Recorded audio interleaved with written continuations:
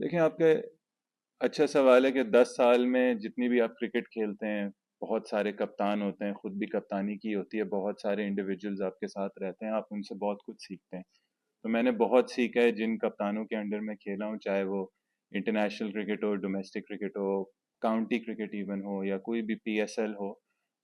जब आप different character से मिलते हैं आपको एक वो होता है, फिर मैं बिलीव करता हूँ कि आपको ज़रा एक एक ओरिजिनल आपको फील आनी होती है एज अ पर्सन।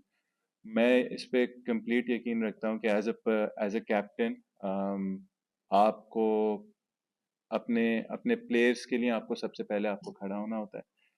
प्लेयर्स की जो वेल बीइंग होती है उसमें कभी कभार आपको क्रिकेट पे साइड साइड पे रख के, परफॉर्मेंस को साइड पे रख के, आपको एक इंसान के नाते आपको एक अच्छा इंसान होना चाहिए एज अ कैप्टन। आपको केयर करनी चाहिए, आपको अंडरस्टैंड करना चाहिए कि आपके जो प्लेयर्स हैं किसकी क्या सिचुएशन है।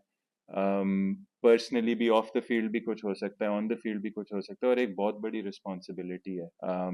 आपको कुछ ऐसे डिसीजंस लेने होते हैं समटाइम्स, क्योंकि आप सिर्फ 11 खिला सकते हैं, स्क्वाड में सिर्फ 18 लड़के रख सकते हैं।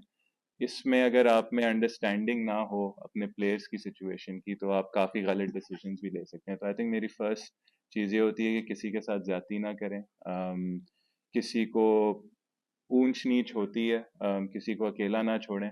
बुरा वक्त सब पे आता है। देखें, अच्छे प्लेयर की तारीफ करना, अच्छे प्लेयर को रिवॉर्ड करना बहुत आसान है, बट बाकी भी जिससे नहीं हो रहा होता या जो नहीं खेल रहा होता, उसकी आप किस तरीके से लुक आफ्टर करते हैं। आई थिंक मेरी कैप्टनसी की जो भी थॉट्स हैं, वो चीज़ उसमें सबसे पहले होती है कि उस बंदे के लिए मैं अपने आप को किस तरीके से प्रेजेंट कर सकता हूँ, किस तरीके से उसके काम आ सकता हूँ, किस तरीके से उसको समझा सकता हूँ। ज़रूरी नहीं है कि आप हमेशा किसी के फेवरेट रहेंगे, बहुत सारे लोग आपसे खुश भी नहीं होंगे, लेकिन आप अपनी तरफ से जो भी कर सकते हैं किसी के लिए, आप ज़रूर वो करें। Actually, no, this time we were kind enough to give it out in Melbourne, but I think we have a few things to sort of consider, ponder upon, certain fitness issues. We're starting this press conference a bit late because we had some discussions regarding abroad as well. We think that it might turn in Sydney. So we want to give ourselves the best possible opportunity and have the best players on the field. So there's still some deliberations we're making.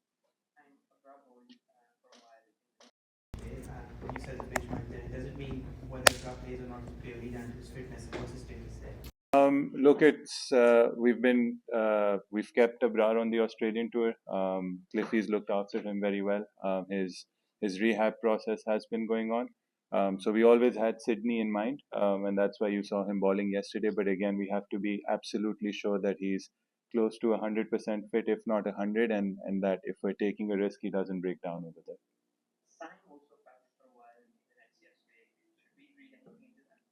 No, I think all batsmen, we give them equal opportunities. We even give our the lower order quite a lot of opportunity while batting in the nets. So there's nothing different to that. I don't think there's much to read into that. But again, we have a lot of deliberations to make. That's why we're holding on to the playing 11 now, and hopefully, maybe by this evening we'll have something in mind.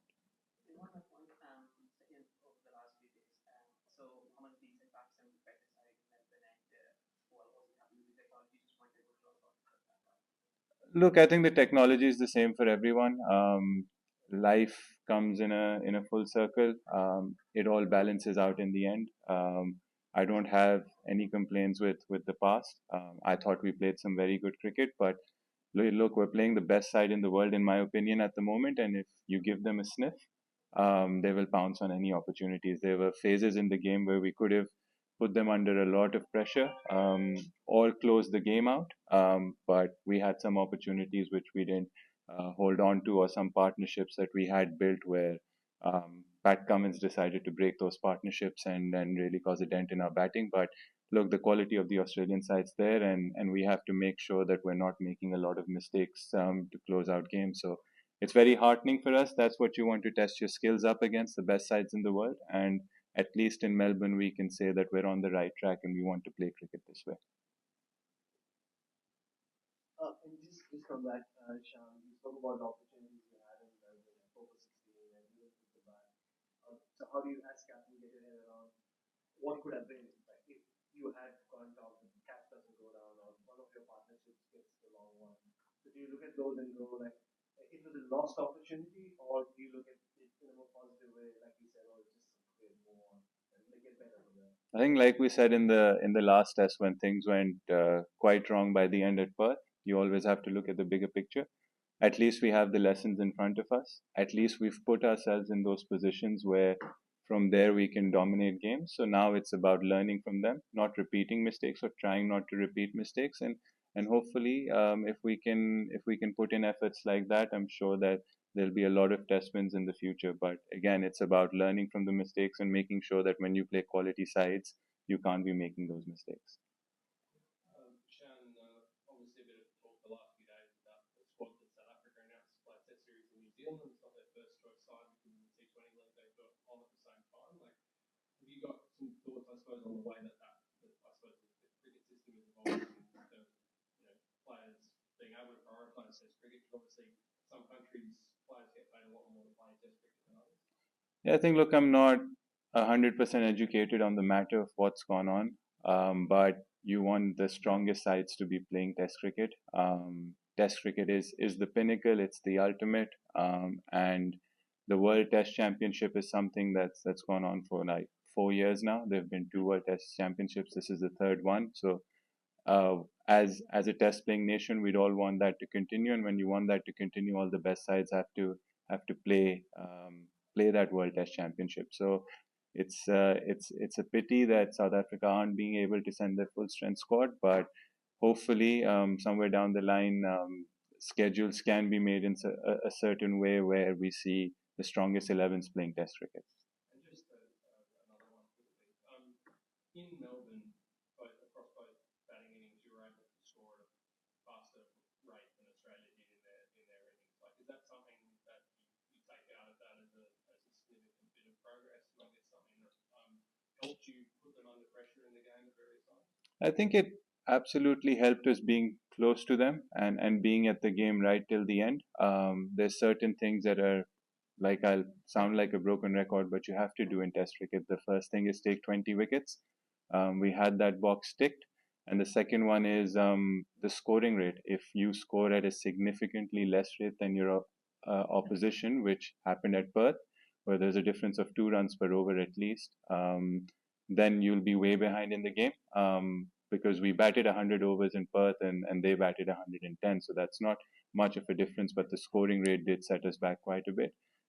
So I think because we kept ahead of the rate a bit, but you still have to make sure that you bat for long periods. It's Test cricket. You can't just bat 50 overs and expect to beat a side like Australia. So our target is to hopefully bat at a quicker rate and obviously bat a decent time of overs as well. David Warner's last test, I think the first 3 test innings you played against him at least 150. You weren't too disappointed to see him go, but hoping that you can maybe keep his farewell in check. Once we got into the dressing room after day one in Melbourne, I said that's progress, because probably that's David Warner's 38, was it, in the first innings? Was his lowest score against us at home, probably. I thought that. So and then we made progress again in the second innings. Look, I think he's a terrific player, terrific ambassador to the game, and we wish him all the well with his life after Test cricket. He's got a lot to give to the game as well. And keeping him quiet would be a big job. It's a big occasion for him and the Australian cricket team, but our job is to get David Warner out early. But we wish him all the best with this Test match and what's to come forward for him as well.